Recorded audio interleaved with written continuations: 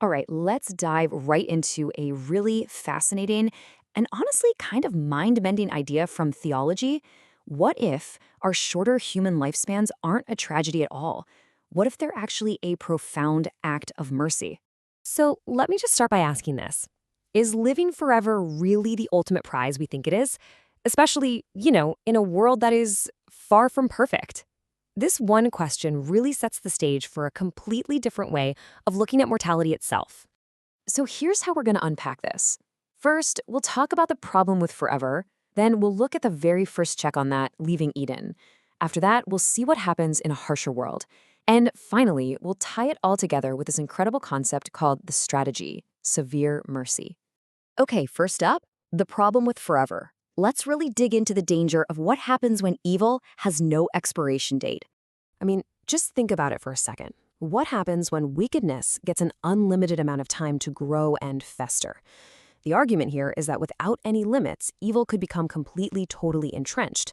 You could have tyrants ruling for centuries, and rebellion against good could just become permanent. It's a pretty chilling thought, right? Evil with an infinite runway.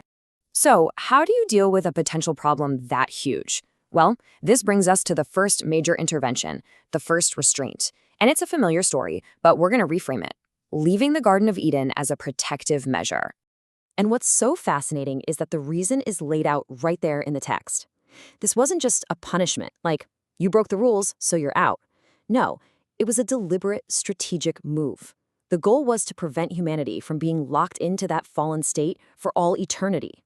So when you really break it down, this act had a huge purpose. It was designed to keep sin from becoming immortal. It was a firewall to stop corruption from becoming a permanent part of who we are. And by doing that, it protected all of creation from a rebellion that would literally never end. It was a boundary.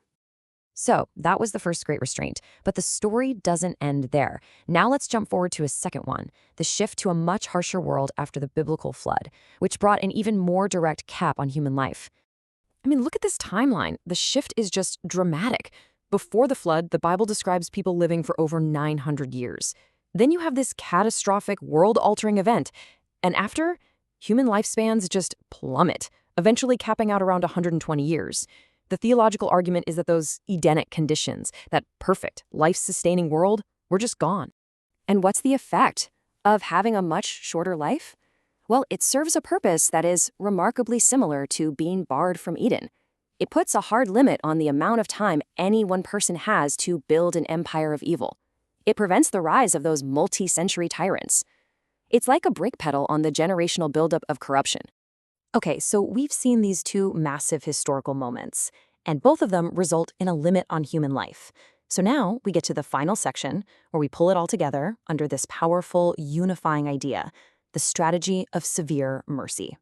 When you see it side by side like this, it just clicks, doesn't it? In Eden, the action is being barred from the tree of life, and the result is preventing immortal sin. After the flood, the action is the removal of those Edenic conditions, and the result is preventing long-lived tyranny. These aren't just two separate punishments, they are two parts of one single consistent strategy. And that strategy has a name, severe mercy. It's this idea that our finite life isn't a curse. It's a divine act of mercy. And it's a mercy because it contains evil, it restrains it, and it gives our lives this urgency that pushes us toward repentance and change. So let's just walk through the logic. Step 1, you limit the time. Mortality becomes the boundary. Step 2, that limit restrains evil. It puts a cap on how bad things can get. And step 3, knowing that our window is pretty brief, well, it encourages us to turn toward what's good, right? It makes us want our time to actually count for something. So the crucial point, the big takeaway, is this. In this way of thinking, a shorter life isn't just some tragic limitation. It's actually a form of protection for us and for the world around us.